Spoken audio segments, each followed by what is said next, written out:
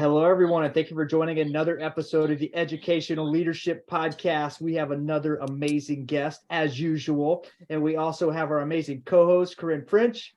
Yay! So glad to be here today. Yes, exciting.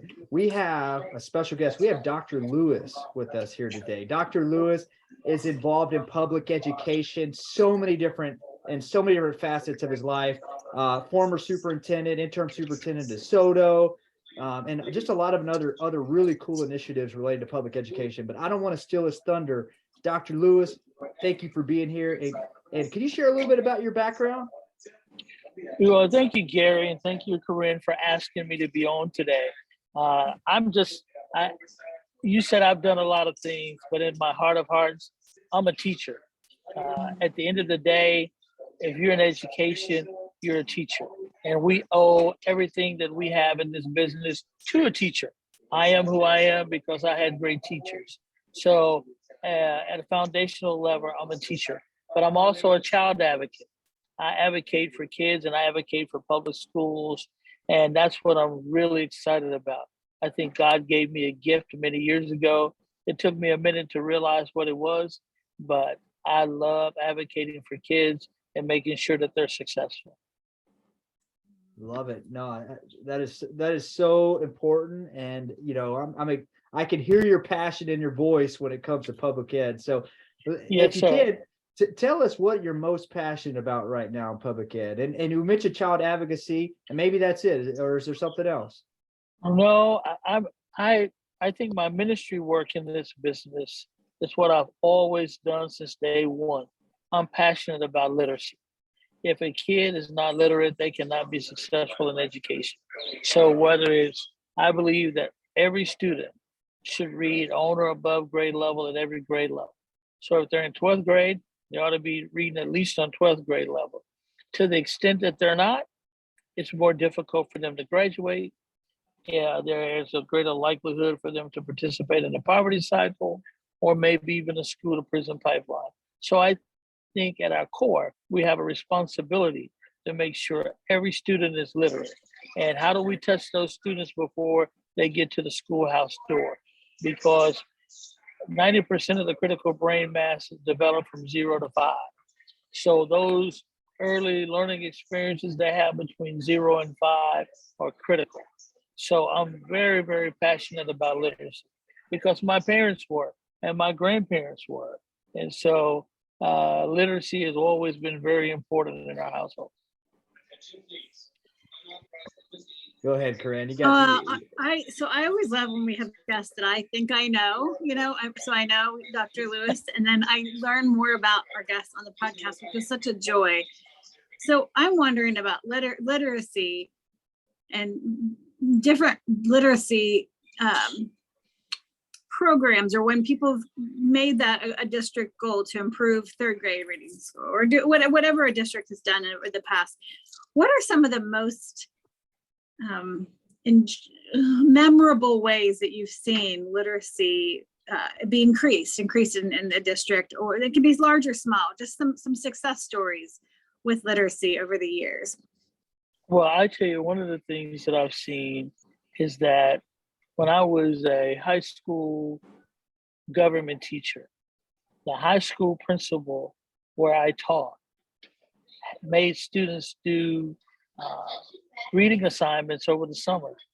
They had to do a book report, like 2 or 3 book reports. Our teacher workroom was full of paperback books, shelves and shelves of paperback books. So at the end of the school year, the students had to do 2 book reports over the summer. And if you did not complete those book reports over the summer, you got a majority to minority transfer to another school in the school district. You could not stay in the school. And so at the beginning of every school year, he sat on the front porch of the school with his desk outside, checking the assignments that students had to do over the summer. If they did not complete them, they could not enroll. And so as a superintendent of schools, I mirrored that to some degree when I was superintendent in Lancaster ISD. We had summer and winter reading projects that kids had to complete. And if they didn't, they couldn't enroll. And so that helped us change the school district from one of athletics, band, to a focus on academics. Because at the end of the day, reading is an individual academic plan for every kid. And if every student has their own individual academic plan for literacy, they're going to be successful in science, they're going to be successful in mathematics. So, and then at the elementary level, it's just really focusing and honing in on every kid. And what I've seen, especially in special ed classes, they celebrate the small victories. Like if the kid learns how to pick up a fork, everybody claps. If the student learns how to wipe his own mouth sometimes, everybody claps. But we have to celebrate those small victories in academics as well. So when you have teachers that know she has a group of kids that are behind, they celebrate the small victories as they're learning to catch up, as they're learning phonics, as they're learning fluency. She celebrated the small victories. And by the end of the semester, those kids had caught up with all the other kids in the school. That's beautiful. Yeah, it is. Interesting. So when you implemented that approach, and maybe even when your mentor implemented that approach of drawing that line in the sand, basically saying, look, you got to turn in these book reports, you got to do these things, or you can't enroll. I'm curious how that was received, because it seems like, and maybe I'm wrong, but it seems like some people might say, hey, that's kind of tough, I mean, maybe it was okay, No, it wasn't. Years ago. We had a lot of pushback. We had a lot of pushback, and rightly so, because it was a tremendous shift at the time. But you have to be, if you're trying to change a focus of an organization to a culture of academic excellence, you have to be a disruptor. And that's what I learned from that principal. He was not afraid to be a disruptor because he knew how the students were going to rise to the level of expectation. He used to always say, regardless of who the student is, they always rise to the level of expectation. And they did. And consequently, at that school, where we had a lot of low socioeconomic students, many of them went to Yale, a lot of them went to USC, Texas A&M, and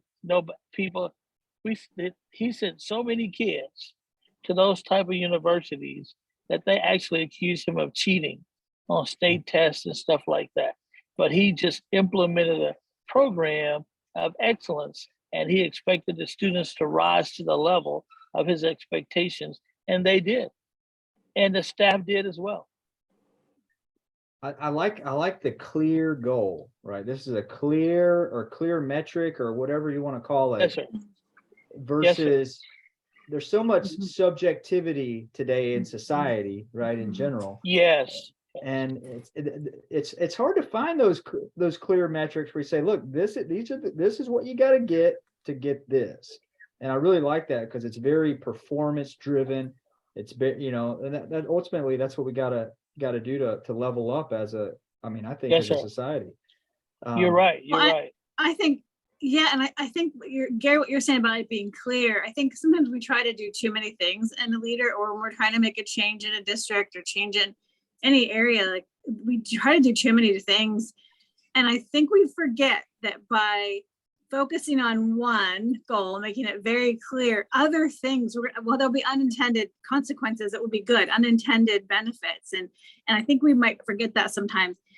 Along those same lines, we had no idea probably of the power that we have inside of us when we went through COVID. We tapped into things, and educators tapped into resources.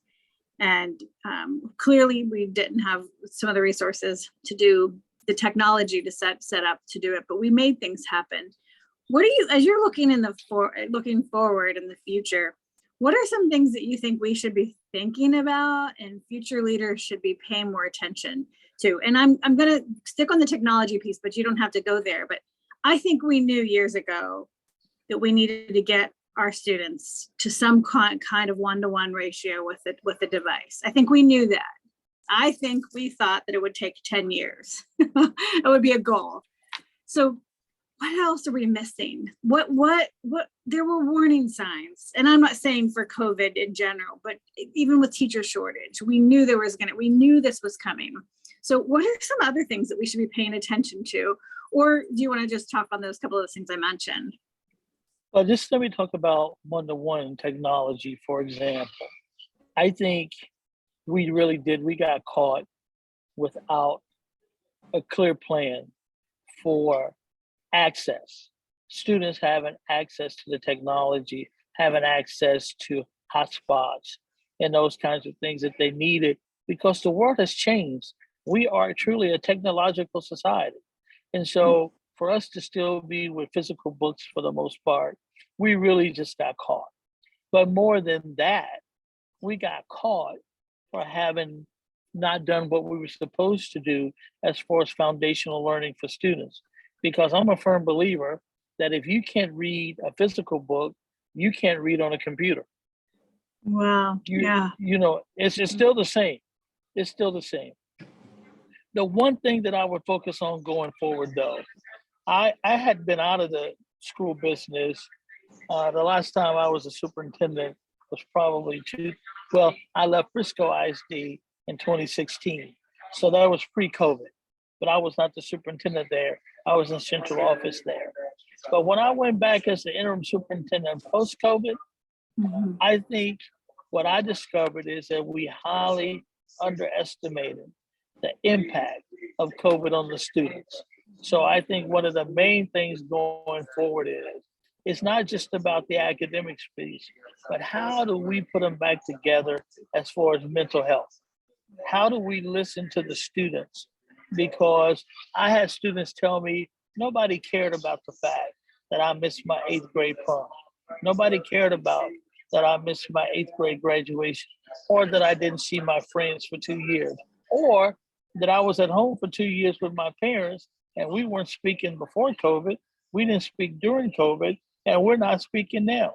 So when you have those kinds of concerns, I think going forward, we really have to be cognizant of mental health issues, or just giving a listening ear to students and put them in a situation where they feel comfortable talking through things, and we try to help them with that. I think that's going to be huge going forward. I think you're absolutely right. We won't be able to fix everything, you know, because we have limited resources in what we can do. Right. But by asking them, how can we make this better? How can we make what you're doing next better? If some of them say, like what you just mentioned, I just wish I could have my 8th grade prom. Maybe you have a mid-year dance. Maybe you have a mid-year something. And some of the things the students ask for will not be large expenses necessarily. And just listening to them, I think we would be surprised. I really do. I think we tend to spend a lot of time looking at what the adults are saying. And I think even as trustees and leaders, you get, when you're so removed from what the teachers are doing in the classroom, you can get even more we can get even to the point where you really need to get back to the basics. I love when we first started, before we hit record, that you said you're a teacher. And yes, you're Dr. Lewis, you're respected in the state and the nation. But I'm a teacher. But you're a teacher. But think about this though, but all three of us, if I ask you right now, who was the teacher that impacted your life the most? Both of you can tell me. We don't remember who the superintendent was. We don't remember who the principal was, but we remember the teachers that impacted our lives and had a huge, huge impact on who we are today. We know who those teachers are. We don't necessarily know the superintendent of the school at the time or who the principal was. Now, when we ask kids who was their principal, they'll tell you who their assistant principal was because that's who they dealt with the most. They really don't know who the general principal is, especially in high school. Yeah, it's You're funny. right. It's interesting you mentioned that. So I might have said this before, but I don't know where I heard it, but I heard somebody do a talk, and they were talking about, hey, do you remember who won the Oscars last year? And it's like, no, but do you remember that teacher? Do you remember the teacher that had an impact? It's so true. I mean, You never forget them. yeah. Mr. Pantoja, that's how I remember. That's who I remember. He's passed away, but definitely made an impact on my life and so many others as well. Yeah, I always talk about Miss Nobles and Coach Nichols. I'll never forget them. Well, it's probably not a surprise that I do remember our superintendent because I was able to work in his office. And maybe that's where I started falling in love with education and the leadership part of education. But I remember Jerry Narcissi, who was our superintendent, and I had such respect for him. And I felt like I watched him. And this is what it looked like to me as a young high school student. It looked like he was running the world. And he did it with this calm sense of authority and pride and care for each student. And I feel like, so for me, I went to a very small high school in Northeastern Ohio, but the teachers, I remember almost every teacher every year. I can probably list them all. I should do that sometime, just list them all up. But what teachers do and what educators do, the grace under fire, the magic, the being excellent consistently day in and day out.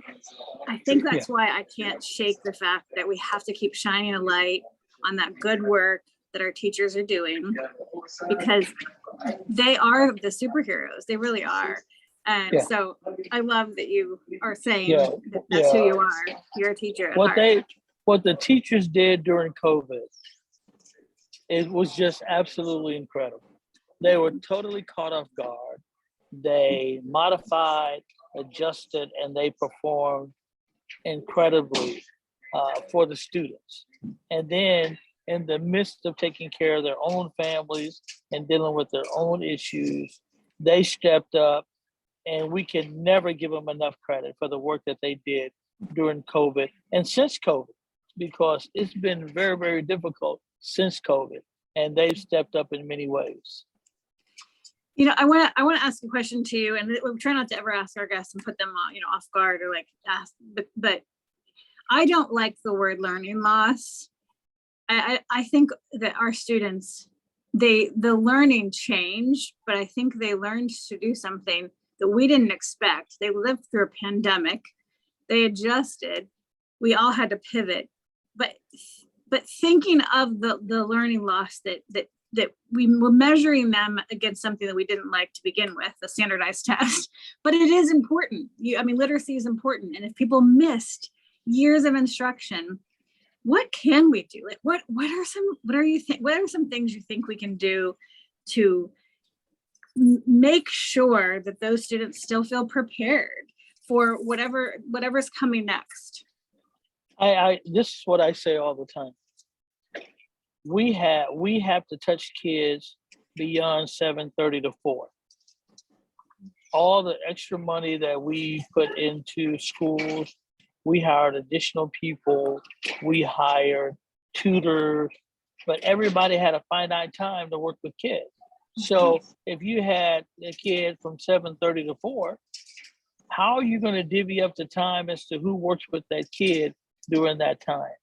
We have to figure out how we're going to touch the kids from 4:01 to 7:29, right? From 4:01 p.m. to 7:29 a.m. How are we going to touch that kids? Because that's where they're going to accelerate the learning. That's the only way they're going to be able to catch up.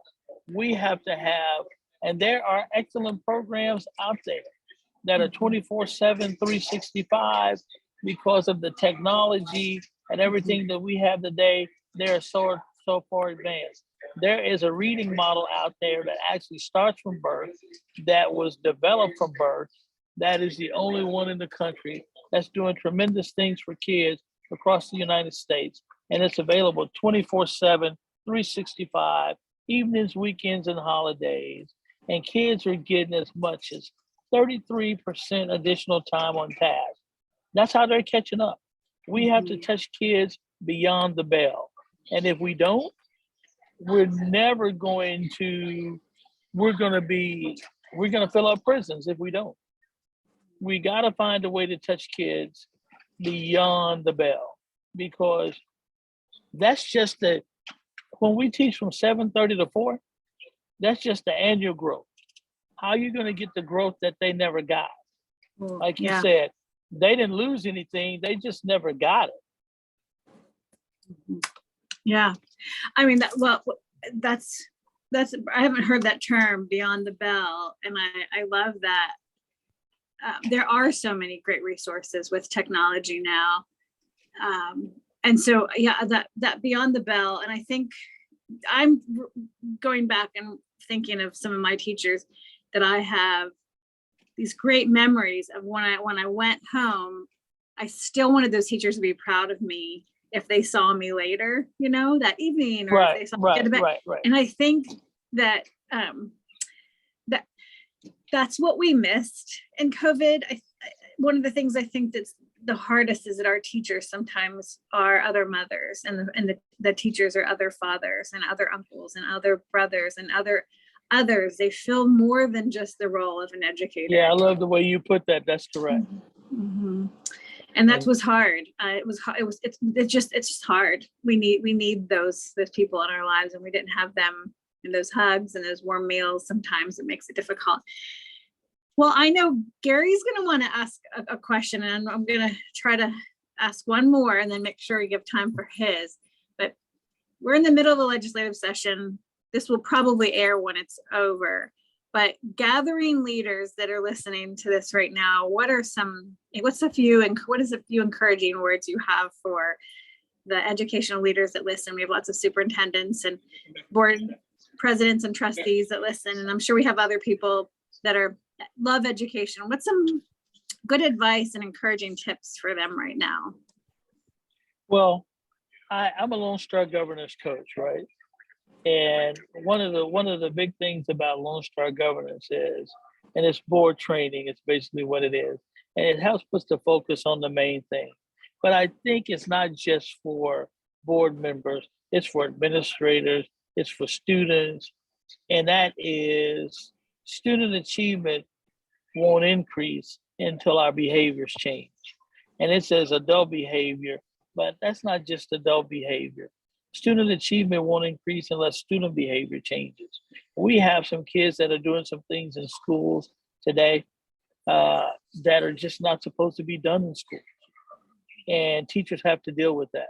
And until we take care of those kinds of things, well, then student achievement won't increase. As a matter of fact, we won't even have student achievement. And more, we're having to lock down schools and other things like that. And so I just think that we really have to focus, and I'll say this time and time again, we improve student achievement one student at a time. So I think one of the things that we have to think about as a leader, and one of my principals did this years ago, he took every kid's name and put it on an 8.5 by 11 sheet of paper, 4 or 5 kids' names on that, and taped those to all the tables in the cafeteria. And all the teachers and staff members in the schools had to walk around and put a check mark by the kids that you really had a relationship with, right?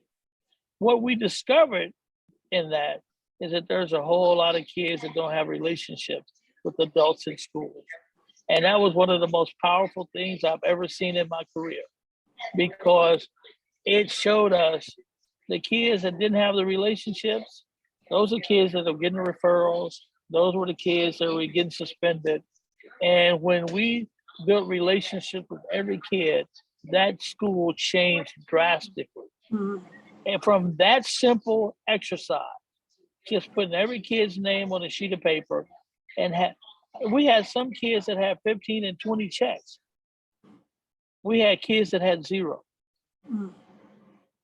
That was a pretty powerful piece for me. So I think when a kid has an adult that's a champion and an advocate for them, they're going to be successful. I I'm holding sticky notes in my hand. So the people who are listening to us on Spotify won't see this, but I'm holding sticky notes in my hands. And when you said that with a piece of paper, it instantly made me realize, if you're not intentional to make sure you have relationships with the people under your care, it's not going to happen by chance. Yeah. And that principal that did that, what a wake up call when you see a person that has that no one has checked it. It's not enough. They're just in school. They have to have that relationship. So that is a free activity that costs nothing from the state. That costs, you don't have to report that to the state. You don't have, so there's no excuses why why a district wouldn't do that. Like literally you've created that by sharing that. Anyone who's listening, like there's no excuse, literally no excuse not to do that. That's powerful. Thank you. No, I it is powerful. And I really like how you mentioned the responsibility outside of the school, outside of the school day, because you can only accomplish so much during the day. And one thing that I'm really passionate about is the connection between the community, the school district, the parents, businesses, and all of us working together. We're all a cohesive community. We can try to separate it and say this is school and this is, we're all people, and we're all working together towards something common. And one school district, I know Tomball ISD, they do a great job of partnering with the businesses in the area and the community.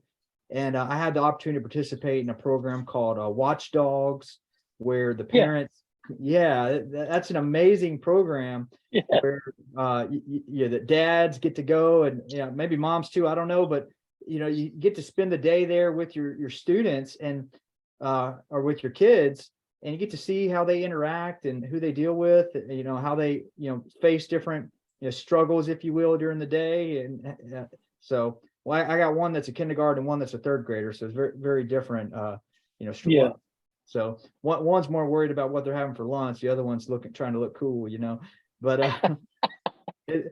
but it's so important, right? And you see it with districts, right? Some districts, they get it, right? In some districts, there's some work to be done, Yes. I've had the opportunity to work with different schools from a business standpoint, and some are very respectful of working with businesses, and others are like, not very friendly to businesses. And you're like, wait a minute, what? They're going to school to eventually work for a business one day. We're all in this together. So no, very exciting. And I really appreciate what you're sharing today. And I do have one last question before we close out. And this has got to be the most important question of the day, I would think. No offense to Corinne's questions, but I have to say this one's probably the most important one. And then I'm just kidding, Corinne. Okay, so if you were to invite another leader in public education to share their story like you did today on the podcast, who would you recommend? Or maybe there's a couple people. Okay, there's two guys that you have to talk to. Dr. Demetrius Liggins was a Texas superintendent. Now he's the superintendent Fayette County Schools in Lexington, Kentucky. I think he is a brilliant mind. He's from Longview, Texas, and he decided he wanted to be bilingual. And so he went to school in California, college in California, and decided that he'd become a bilingual teacher. I thought somebody out of high school with that kind of vision and mindset, I think he's one of the most incredible leaders out there. And then you got to talk to Dr. Roosevelt Nivens, who was superintendent of Lamar Consolidated. I just think he is one of the most up and coming bright minds in the business. So those are two people that I think you need to talk to. Awesome. Thank you. We will. I can't wait. I will definitely reach out, and I know Dr. Nivens, and I'm pretty sure his literacy story will knock our listeners' socks off. I mean, it's just, his story is precious, and he is just a gentle giant in this space. And I adore him. So it would be an honor to have him. And it's been such an honor to have you on today, welcome. Dr. Lewis. We thank you for your work. and for Well, sharing. thank you guys for having me. It was an honor for me to be on, and I really appreciate the invite. Thank you so much. Absolutely. Yes, thank you. And before we close out, we want to give a shout out to our sponsor. Our sponsor is Ideal Impact. Ideal Impact's giving hundreds of millions of dollars to school districts, and it's zero out of pocket to the school district. It's revenue every year.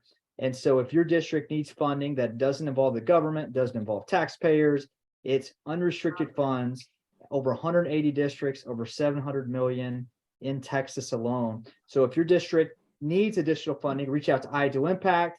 And for those of you that have been tuning in, stay tuned for future episodes of the Educational Leadership Podcast.